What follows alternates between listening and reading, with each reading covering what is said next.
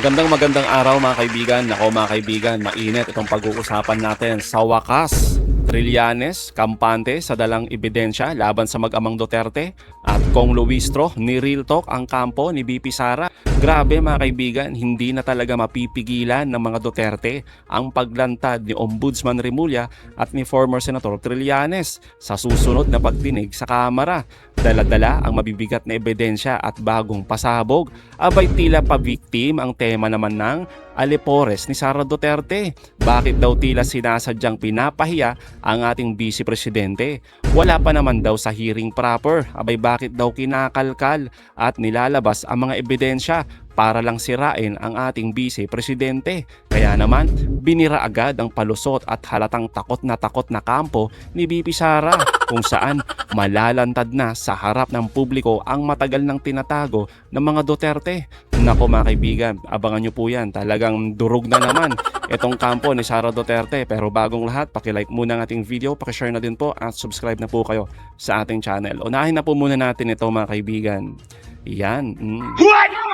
Itong susunod na impeachment kasi mga kaibigan, dadalo po si Remulla at si Trillanes. Ngayon mga kaibigan, pinapakalat ng grupong Duterte bakit daw kinakalkal ng Kamara, lalo na itong si Kong Luistro, ang mga ebidensya at pinipilit na ipahiya si BP Sara. Kaya naman mga kaibigan, hetong matinding buwelta ni Kong Luistro. Napakaganda po nito, no? Ang talino mga kaibigan, malayong malayo sa kaisipan ng kanilang amo. That is not the intention. Klaro-klaro to sa rules na we are mandated to determine the existence of probable cause. In doing so, we are authorized to conduct this hearing proper / clarificatory hearing, and in doing so as well, we were authorized to exercise this compulsory process such as the issuance of subpoena duces tecum and subpoena ad testificandum. Sa lahat po ng sambayan ng Pilipino, ito pong aming ginagawang ito ay hindi pagpapahiya sa ating Vice Presidente. Ito po'y bahagi ng impeachment process. Kami po ay may trabahong i-determine kung may sapat na dahilan upang umusad ang impeachment process. Kaya kailangan po naming mag-conduct ng clarificatory hearing, no? We need to see if the allegations in the complaint and the attached evidence are sufficient already to constitute probable cause. Kung may probable cause po, ididiretso po natin to sa plenaryo kung saan pagdedebatehan at kung sasang-ayunan po ng plenaryo ang desisyon ng Justice Committee, ito po itra-transmit sa Senado para magkaroon ng trial. Otherwise, kung sa paningin po ng justice members ay walang sapat na dahilan, sa Justice Committee pa lamang po, i-dismiss na po ito. At ito pong dismissal na ito ay aming i-recommenda sa plenaryo upang kanilang pag-aralan kung tama o hindi ang naging pasya namin, and whatever will be the decision of the plenary, kung i-affirm nila yung dismissal, di final na po iyon. At kung i-reverse naman po nila kami, ibig sabihin, matra-transmit pa rin po ito sa Senate for trial, no? Ito po yung tinatawag nating accountability mechanism, which is innate in a democratic form of government. At ito po ang kapangyarihan ng taong bayan to check on this impeachable official if they committed impeachable offenses, and if so, may kapangyarihan ang taong bayan tanggalin at ipagbawal ang patuloy na pagtanggap ng posisyon sa gobyerno. Ang galing talaga mga kaibigan, no, ng mga sagutan dito ni Kong Luistro. 'Di ba? Ang daling intindihin eh. Oh, hindi po pinapahiya si BP Sara. Sadyang takot lang talaga. Oh, takot sa accountability. Nagtatanong pa kung bakit ang daming ebidensya. Ang sagot lang naman napakasimple. Dahil may mga kailangang ipaliwanag. Kapag tinatanong kasi sila mga kaibigan, lalo na sa tungkol sa pera ng bayan, kung paano nilustay ni Sara Duterte, abay biglang pa-victim, o diba, at piling kinakawawa itong si BP Sara. Samantalang kung wala naman talagang tinatago itong Vice Presidente natin, abay humarap, diba? Humarap sa Kamara at kontrahin ang mga ebidensya. Kaso mga kaibigan, takot eh. O diba? Halatang may tinatago. Tapos nagrereklamo pa ngayon, bakit daw haharap si Ombudsman Remulla at si former Senator Trillanes? O etong sagot ni Kong Luistro. Etong mga resource persons na, if you will observe, sila ay relevant pagdating dun sa allegations ng unexplained wealth and non-disclosure in the SALN, which constitute betrayal of public trust, no? So, nandyan si Ombudsman with regards to the SALN of the Vice President. Darating si Senator Trillanes Yun, no? with regards to the allegation of unexplained wealth. Nako. Andyan si AMLA at ito naman, narinig nyo during the last hearing, we are requiring the AMLA to produce reports on covered transaction and suspicious transaction of both the Vice President and the husband, no? Darating si BIR with respect to the general information sheets and the audited financial statements of the business establishments declared by the spouses. And of course, what did I say, BIR? Ang BIR pala with respect to ITR, income tax return, no, of the spouses. Tapos itong SEC, GIS, and audited financial statements of their declared business establishments, no? So kung ma-observe nyo, lahat ng kanilang documents has relevance dun sa allegations ng unexplained wealth and non-disclosure in the SALN, which will be the focus of our clarificatory hearing this coming Wednesday. Ayun mga kaibigan, malinaw naman yung pagpapaliwanag dito ni Kong Luistro kung bakit haharap si Remulla at si Trillanes, di ba? Sila po ay may hawak ng mga dokumento at impormasyong kailangan para sa paghahanap po ng katotohanan. Pero sa mga Duterte mga kaibigan, gusto nilang palabasin ng impeachment ni VP Sara ay personal at pamumulitika lang. Grabe mga kaibigan, no? May mga COA reports at mga notice of disallowance iba pa yung mga nilabas ng NBI, di ba? Ni Ramil Madriaga.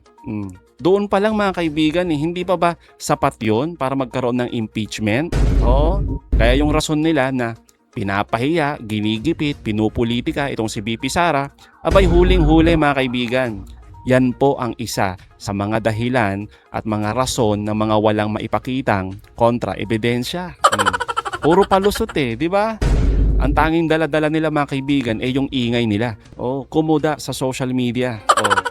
Kasi totoo naman ito mga kaibigan, di ba? Kung may resibo itong si VP Sara na tama yung pinaggagastusan niya, kung saan niya ba dinala yung pondo ng bayan, hindi niya na kailangang dumaing pa na parang inaapi siya, pinupolitika siya. Sapat na yung mga dokumento para linisin. Di ba? Para linisin sana yung kanyang pangalan. Kaso mga kaibigan, ayaw humarap di ba? Lalong hindi haharap to mga kaibigan si Sara Duterte. Gusto niya bang harapin si Ombudsman Remulla tsaka si Trillanes? Nako mga kaibigan.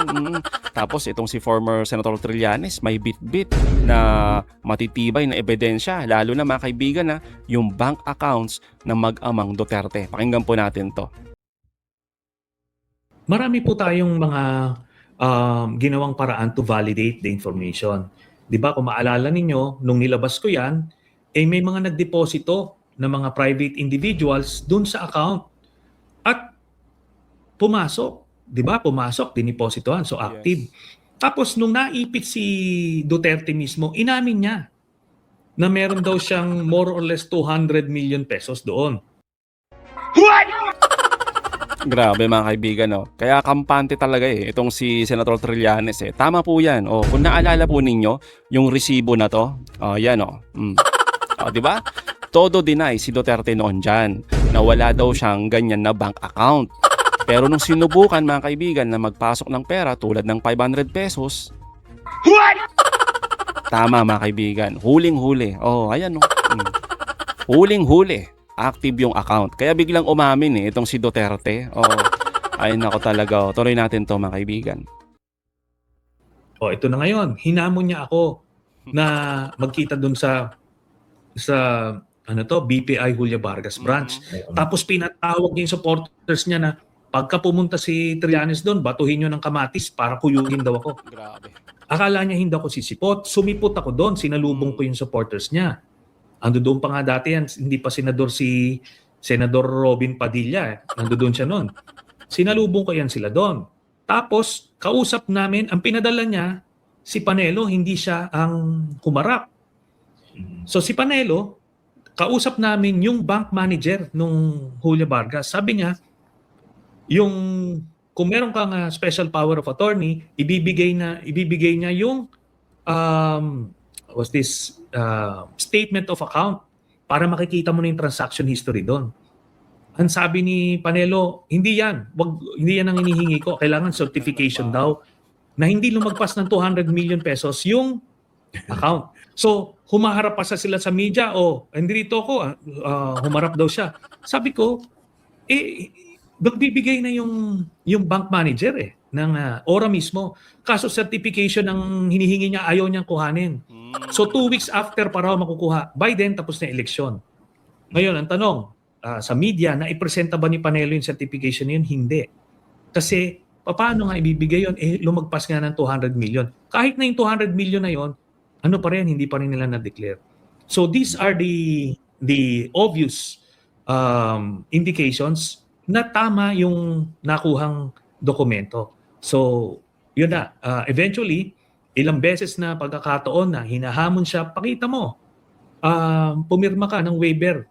Yung latest nga, yung sa Quadcom, hanggang doon sa dulo, hindi niya pinipirmahan yung waiver. Yan po yan.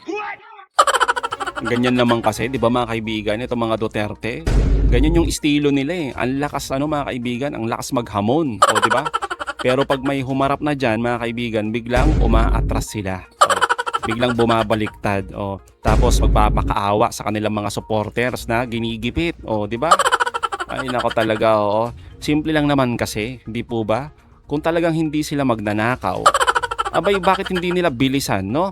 Na ipakita yung bank accounts nila. Para matapos na yung usapan. Pero hindi, mga kaibigan. Wala mas pinili nilang tumanggi. Di ba? Mas pinili lang tumanggi na buksan ang kanilang mga bank accounts. Tapos nagtatago sila, mga kaibigan, sa ilalim ng bank secrecy law. Di ba?